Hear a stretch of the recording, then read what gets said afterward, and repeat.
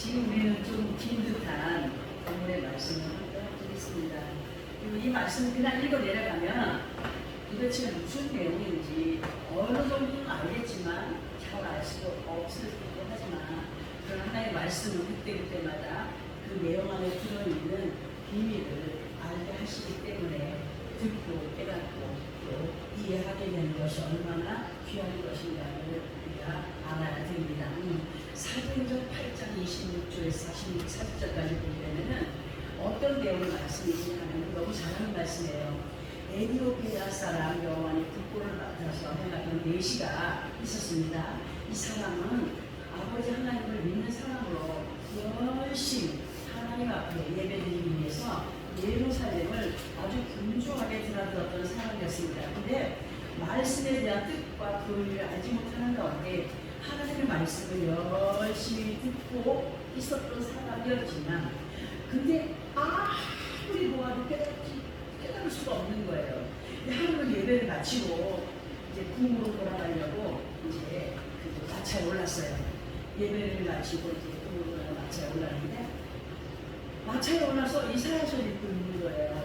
근데 이사야서를 읽고 있는데 뭔지 알지 못하는 가운데 있다가 그때 마침 하나님께서 누구를 보냈냐면은 하나님의 사람 빌립을 성령을 이끌어서 그를 가라고 하셨어요. 그래가지고 그 사람을 만나게 되었고 성령의 인도로 내시 앞에 서게 된 빌립이 그러니까 내시가 뭘 읽고 있더라고? 성경을 읽고 있더라고. 그 모습을 본 빌립이 그 내시에게 물었습니다. 당신이 지금 읽고 있는 말씀이 깨달아집니까? 하니까 내시의 대답이 뭐냐? 나를 지도해주는 사람이 없으니 어떻게 내가 깨달을 수 있겠습니까? 합니다. 얼마나 답답합니까? 그리고 사도행전 8장 31절 끝부분을 보면 내시가 빌립에게 자기의 마차에 오르기를 청합니다. 청하고 32절에서 보면은 자신이 읽고 있던 그 성경 구절을 말하면서 도대체 이 내용이 뭐냐? 도대체 이 내용이 뭡니까? 하고 묻게 될 때에 빌립이 그 말씀에 대한 것을 설명하고 깨닫게 했습니다. 그러니까 이 내시가 깜짝 놀래가지고 와, 그래가지고 가다 보니까 물이 있는 거예요. 물이 있는 것을 지날 때 내시는 빌립에게 세례를 권합니다. 나에게 세례를 좀 해주시오. 하나님 내가 헛소리를 그래서 빌립은 내시에게 세례를 베풀고 그리고 그 두 사람은 헤어지게 됩니다. 왜 이러한 말씀을 드리느냐 하면은 예수 그리스도 안에 있는 많은 사람들이 많은 말씀을 대하면서 살아가고 있습니다. 그런데 정작 그 말씀에 대한 내용이 무엇을 말하는 것인지 알지 못하는 사람들이 있다는 사실이에요. 그저 그냥 성경 말씀을 알지 못해서 그것을 자기 나름대로 해석을 해가다 보니까 잘못된 길을 가는 사람들이 있더라는 얘기죠. 그러니까 많은 이단들에 의해서 하나님의 사람들이 그렇게 유혹을 당하고 다른 길을 가지 않습니까? 그럼 우리 예수 그리스도 안에 우리는 예배 시간을 통하여서 전하여 듣게 하신 말씀을 사람의 말로 받지 아니하고 하나님의 말씀으로 받아들이면서 깨달아가는 겸손의 마음이 우리에게 있어야 됩니다. 데살로니가전서 2장 13절에서 보면은 어떤 말씀이 기록되느냐? 이러므로 우리가 하나님께 끊임없이 감사함은 너희가 우리에게 들은 바 하나님의 말씀을 받을 때에 사람의 말로 받지 아니하고 하나님의 말씀으로 받으니 진실로 그러하도다. 이 말씀이 또한 너희 믿는 자 가운데서 역사하는 자였습니다. 하나님의 말씀을 믿고 받고 순종하는 자에게는 하나님의 역사를 나타내 주겠다라고 말씀하시죠. 자, 아버지 하나님의 말씀을 이 시간 우리는 사람의 말로 받지 않아야 한다고 했습니다. 사람의 말로 받지 아니하고 하나님께서 하시는 말씀으로 받아서 해나가게 되면 그 믿는 자들에게 아버지 하나님의 귀한 역사가 나타날 때 된다라고 앞에서 말씀했는데 옛말에 이런 말씀입니다. 옛말에 유치원하더니 옛말에 소 파러 가는데 뭐가 따라와? 응? 뭐요?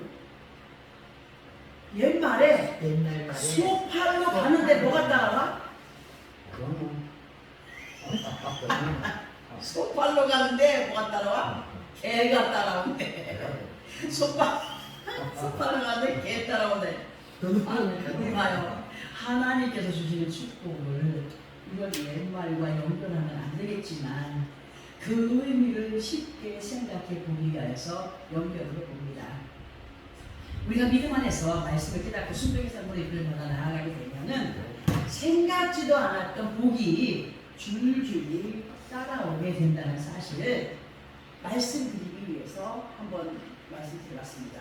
속하려고 하는데 뭐가 따라와? 배가 따라와. 하나님 말씀 순종을 하려면 뭐가 따라와? 복이 줄줄이 따라와. 아멘. 자, 이제 이 시간 본문을 통하여서 우리들에게 무엇을 말씀하시는가를 보기 위해서 본문 10절부터 차근차근 들어보려고 합니다. 우리 먼저 본문 10절을 합독을 해보겠습니다. 시작. 규가 유다를 떠나지 않으며 통치자의 지파가 그 발 사이에서 떠나지 아니하기를 실로가 오기까지 이르리니 그에게 모든 백성이 복종하리로다. 아멘. 오늘은 이 말씀이 좀 예사롭지 않게 전해질 겁니다. 자, 이 말씀에서 규가 어디를 떠나지 아니한다고 했습니까? 유다를 떠나지 아니한다고 했습니다. 자, 이 말씀에서 규라고 하는 것은 이 통치권자의 손에 들려진 폴 압니까? 이렇게 그 왕이 신하가 앞에 엎드려 있으면은 긴 지팡이 같은 걸로 어깨에다 이렇게 되는 영화 봤습니까? 그게 바로 규예요. 그게 폴이에요. 자, 그렇게 이 통치자의 손에 들려진 폴, 이것이 규인데 이 규는 권위의 상징이 됩니다. 예를 들어서 왕의 손에 들려진 폴이 사람의 어깨에 얹혀질 때의 의미는 그 사람이 왕의 성을 입는 것이 됩니다. 그런데 이 말씀에서의 규는 어떤 의미를 갖고 있느냐? 하나님의 권위, 하나님의 능력으로 이 규가 유다에게서 떠나지 아니하겠다고 하셨습니다. 그러면 이 유다는 지금 현 시대에서 누구를 의미하는 것이냐 할 때에 예수 그리스도 안에 있는 믿음의 사람들, 바로 우리들을 얘기합니다. 그 중에서도 충실한 하나님의 사람들에게 떠나지 않는다라고 하시는 말씀이 되기도 하는데요. 유다의 뜻이 뭐냐? 유다의 뜻이 뭡니까? 던지다, 찬양하다, 여호와를 찬양하는 자가 됩니다. 유다는 예수 그리스도 안에 있는 사람에게서 만약에 찬양이 끊이지 않는다는 것은 무슨 의미입니까? 그 사람이 은혜 안에 있다는 겁니다.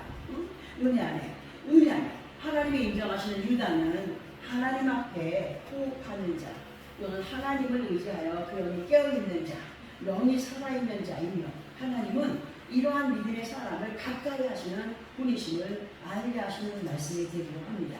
그리고 이어서 10절 두 번째 줄을 통해서 보게 되면은 통치자의 지팡이가 그랬죠. 지팡이가 어디에서? 그 발 사이에서 떠나지 아니하신다고 하셨습니다.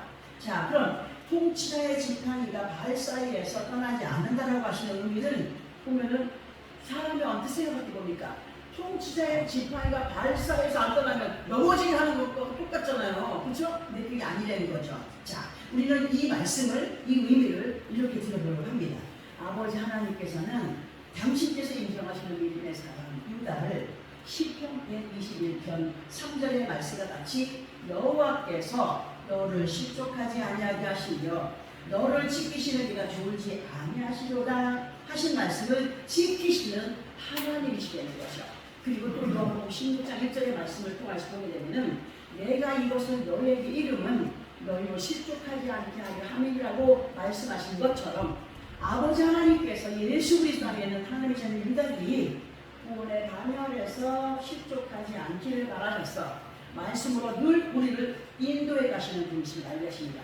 말씀의 지팡이, 인도하는 것 지팡이는 하나님께서 인도하시는 역사. 그러니까 우리를 인도하시는 것이 뭐예요? 말씀이지 않습니까? 말씀으로 우리를 그 발걸음마다 인도해 가면서 우리로 실족하지 않게 하시겠다라고 말씀하신 것 같습니다. 그리고 이러하신 아버지 하나님의 간섭의 역사를 언제까지 이뤄가시려 할 때에 10절 마지막 부분을 통하여서 뭐가 오기까지? 응? 실로가 오기까지라고 하셨습니다. 실로가 오기까지라고 하셨는데 실로의 뜻이 뭐냐? 실로라고 하는 단어의 히브리어 발음은 쉴로입니다. 쉴로. 그리고 이 뜻은 안식의 장소, 쉴로.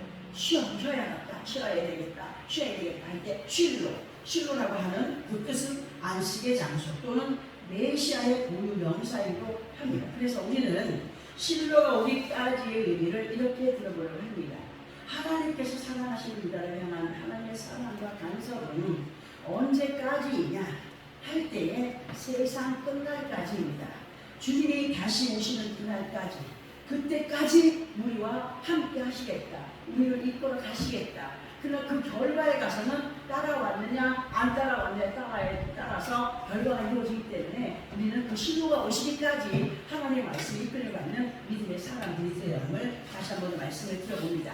자, 그러면 우리는 이루하신 아버지 하나님의 관대하신 사랑 안에 살아가기 위하여서는 우리의 믿음이 누구를 기쁘시게 해요? 하나님을 기쁘시게 하는 유다가 더욱더 되어가기를 힘써야 합니다. 아멘. 자, 이제 연결해서 본문 11절의 말씀을 함께 합동합니다. 11절 시작. 그의 나귀를 포도나무에 매며 그의 암나귀 새끼를 아름다운 포도나무에 맬 것이며 또 그 옷을 포도주에 빨며 그의 복장을 포도주에 빨리로다. 아, 네. 좀 복잡당하죠. 자, 우리는 이 말씀의 의미를 아주 의미심장하게 들어보아야 됩니다. 자, 잘 들어보시기 바랍니다. 아버지 하나님께서 독생자들 예수 그리스도를 우리의 죄값으로 희생 제물이 되게 하실 때에 우리 주 예수 그리스도를 어디에 못 박게 하셨습니까? 십자가에 못 박게 하셨습니다. 그리고 십자가 위에서 우리를 위하여 생명 바쳐서 희생 제물이 되어주신 예수께서는 아버지 하나님의 약속대로 장사한 이상 날에 부활에 승천하셨고, 예수 그리스도를 믿는 모든 사람은 생명나무에 젖붙임받은 삶으로 살아가게 하셨습니다. 예수께서 십자가에 못 박히셨을 때에 그 옆구리의 창과 혀를 맞아가면서 우리에게 뭘 주셨느냐? 생명과 물, 영원한 생수를 주셨습니다. 물과 피로 우리를 정결하게 하셨고 언약을 약속해 주신 분입니다. 이러한 의미를 본문 11절에서 암나귀 새끼를 포도나무에 메었다라고 하신 말씀과 연결을 해볼 수가 있습니다. 그리고 포도나무에 젖붙임받은 우리는 어떤 모습의 삶을 살아가야 되느냐 하면 예수 그리스도를 믿을 때 말씀으로 입혀주신 의의 옷을 입고 삽니다. 우리는 의의 옷을 입었습니다. 의의 옷을 입고 살아가는 사람들이었고, 우리가 예수의 이름으로 입고 살아가는 의의 옷의 의미는 뭐냐? 말씀을 따라서 이끌림가 되면 예수 그리스도의 선하신 모습을 나타내가는 의의 옷은 행실의 옷이라고 말씀을 드립니다. 보통 우리가 몸에 걸치고 살아가는 천으로 만들어진 의복은 더러워지면 세탁을 해서 다시 입게 됩니다. 다시 되지만 하나님께서 예수 그리스도의 이름으로 입혀주신 의의 옷은 예레미야 2장 22절에서 보면은 주 여호와의 말씀이니라 네가 잿물로 스스로 씻으며 네가 많은 비누를 쓸지라도 내 죄악이 내 앞에서 그대로 있으리니 하신 말씀처럼 세상의 어떤 좋은 세제로도 우리의 죄나 우리의 의의 옷을 알 수가 없습니다. 그리고 예수 그리스도는 우리들에게 나타나게 되는 더러운 행실은 세상의 어떤 좋은 세제로도 깨끗이 할 수 없는 것으로 본문 11절에서 포도주에 또는 포도주에 그의 옷을 빨며 그의 복장을 빨리로다 하신 것의 의미는 죄를 회개하는 것.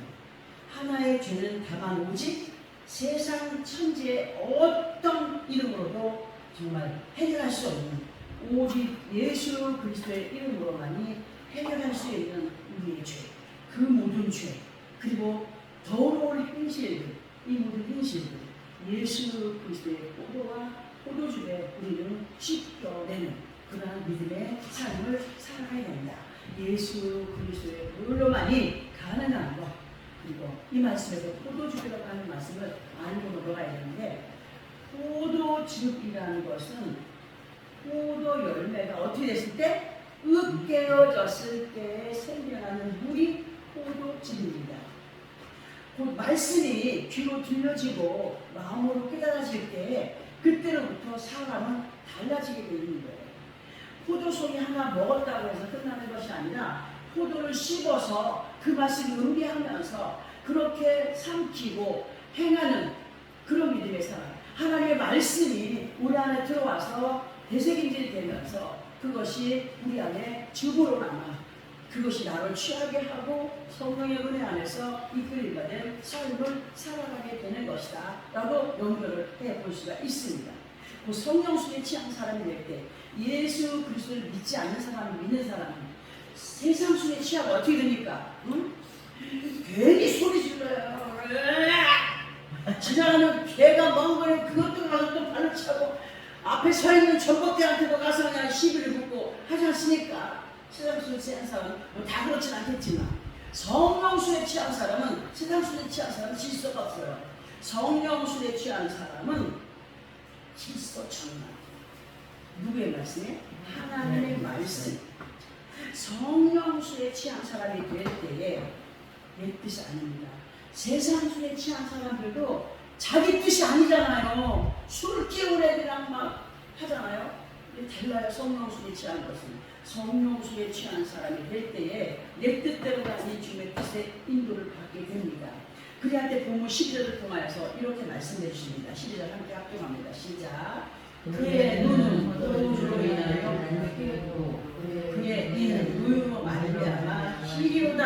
아멘. 자, 이 말씀에서 눈이 포도주로 인하여서 붉겠다라고 하시는 말씀의 의미를 읽어봅니다. 육신의 술에 취한 사람이 술을 많이 먹게 되면 눈알이 어떻게 돼요? 눈알이 빨개갖고 이 눈동자가 그냥 어디로 갔는지 없어져 버리죠. 희미하게. 자, 사람이 그 마음에 아주 좋아하고 사랑하는 것이 눈앞에 있으면 어떤 모습이 됩니까? 아주 행복한 모습이 됩니다. 그렇죠? 보기만 보아도 바라만 보아도 좋은, 그렇죠? 그렇게 됩니다. 예수 그리스도 안에 사람의 눈이 포도주로 인하여서 붉겠다라고 하는 것은 예수 그리스도의 말씀과 그 사랑에 취한 것을 말할 수가 있습니다. 그리고 그 얼굴 모습에서 혈색이 되살아나고 기쁘게 넘치게 되는 것을 말할 수가 있습니다. 성령 수에 취한 사람, 그렇게 그 성령의 수에 취한 사람의 눈에는 주님만 보여요. 말씀만 보여요. 이끌림 받은 것만 보여요. 아멘. 자, 예수를 믿고 확신에 찬 하나님의 자녀들에게 하나님의 약속이 보여지게 되어 있는데 그 눈은 육신의 눈으로 보는 것이 아닙니다.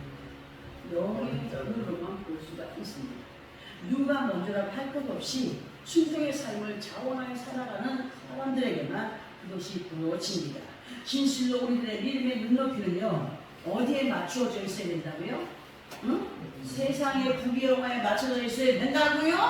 아니죠. 아버지 하나님의 뜻에 맞추어진 그야말로 차원이 높은 계시록 12장 11절의 말씀처럼 하늘과 그 가운데 거하는 믿음의 사람들로 믿음의 눈이 포도주의 곧 예수 그리스도의 말씀과 예수 그리스도의 보혈에 감사함으로 저도 사는 그 사람들만이 하나님이 기뻐하시는 삶이며 하나님이 기뻐하시는 약속하신 모든 것들을 이루어갈 수 있는 사람들의 모습인 것을 우리가 알게 하십니다.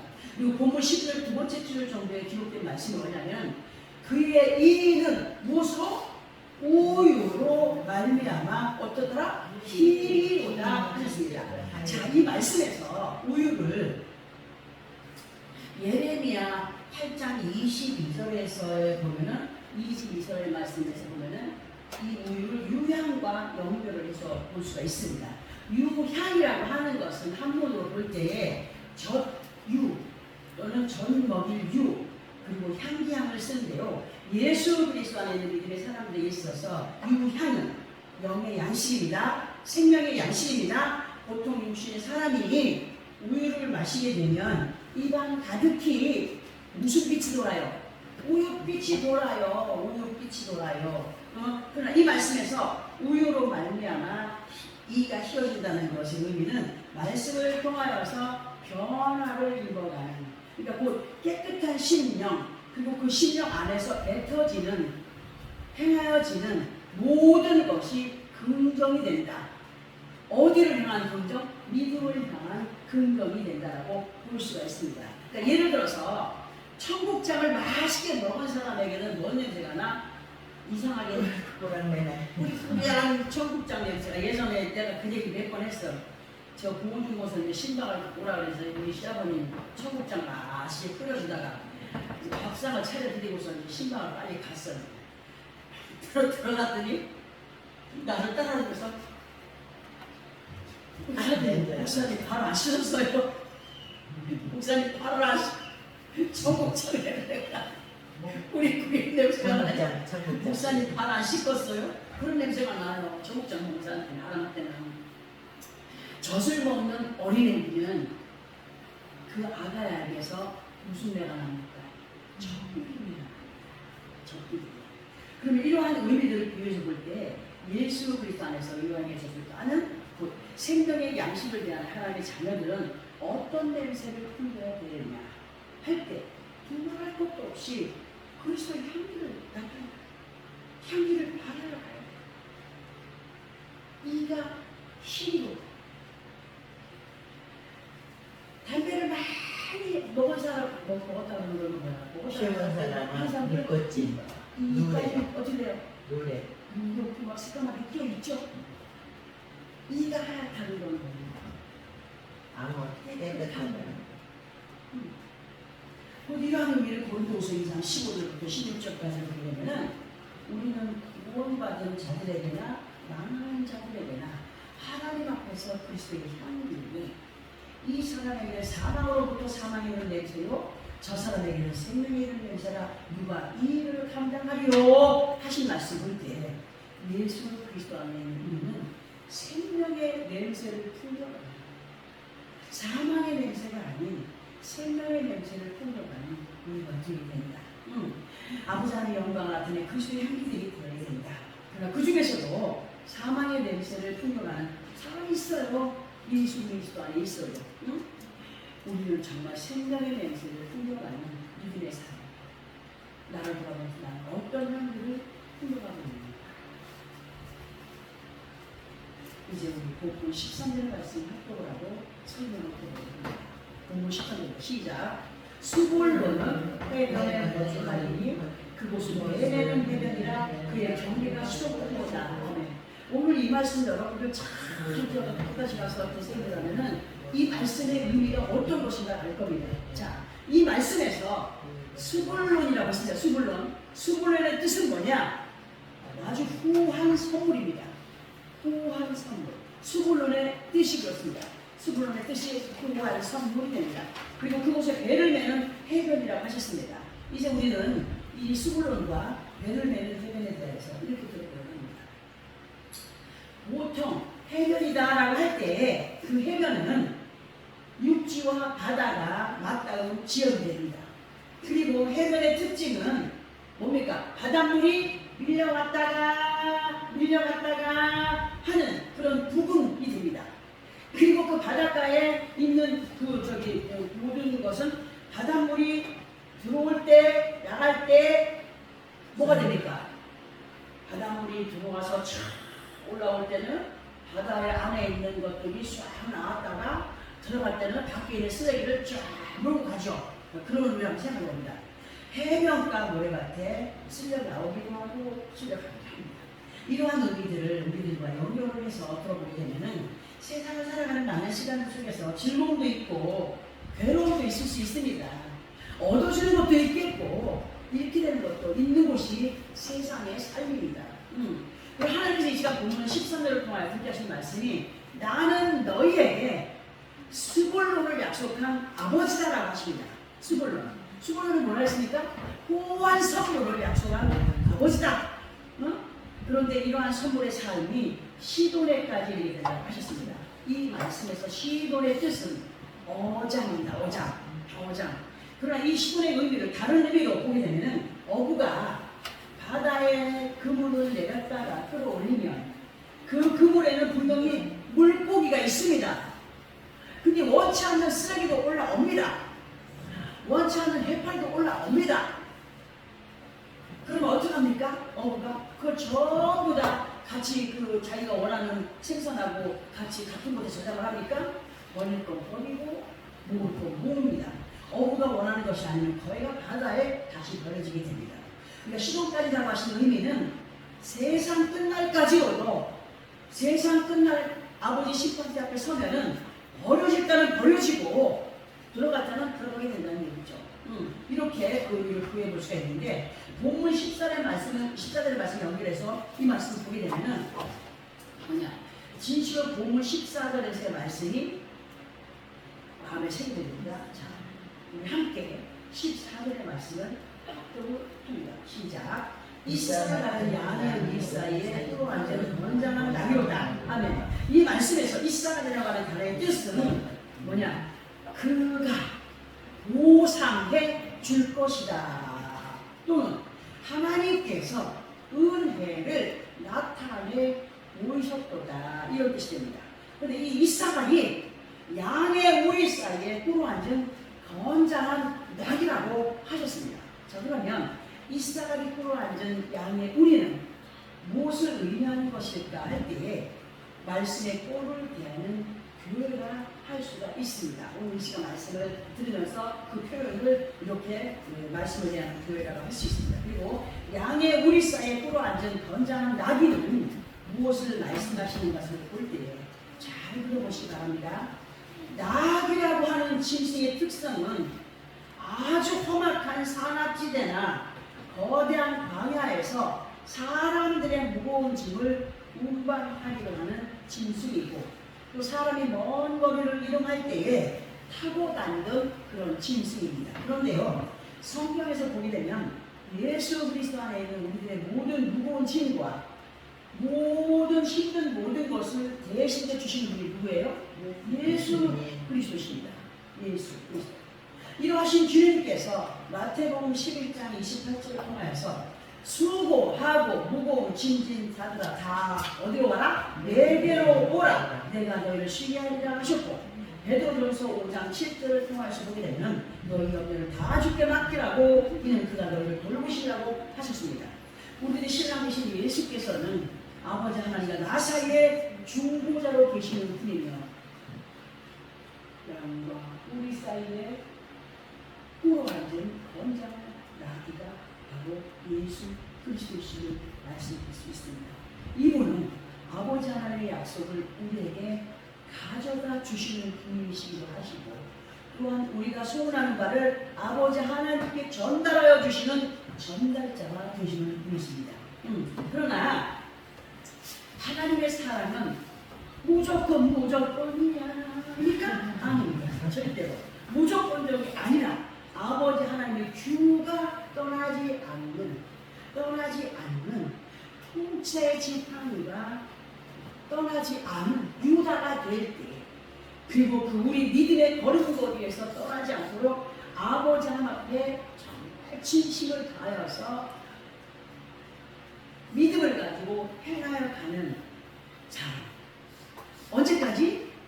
아버지 앞에 서는 그날까지 이끌어가는 사람. 그렇게 이끌을 할 때 더욱 말씀과 성령의 충만함으로 변화의 삶을 살아가는 자들에게 이말 축복을 우리에게 말씀 주시는 것입니다. 믿고 행하는 자가 스불론의 해변에 거하게 된다고 분명히 말씀을 주셨습니다. 하나님의 사랑은, 하나님의 역사는, 하나님의 정말 그 어떤 그 결과는 아무나에게 베풀어 주는 것이 아니라고 했습니다. 항상 우리가 하나님 말씀에 은혜 가운데 붙들림 받은 삶을 살아가며 하나님께서 기뻐하시는, 하나님이 기뻐하시는 하나님의 통치의 그 휴가, 내가 너를 인정한다, 내가 너를 도왔다, 내가 너와 함께한다라고 인정을 하는 사람들에게 스불론의 축복, 하나님의 그런 축복을 주신다고 하는 말씀해 주시지 않습니까? 진실로 우리 모두는 하나님과 우리 사이에 꿀을 앉아서 겸손한 믿음의 본을 보여가시면서 말씀의 인하여로 우리를 이끌어가시는 예수 그리스도의 이름으로 더욱더 하나님께 가까이 다가서며 약속하신 아름다운 선한 선물들을 넘쳐 이어가는 믿음의 삶이 되어지듯 예수 그리스도를 축원하면서 오늘 말씀을 마치도록 기도하겠습니다. 공부하시며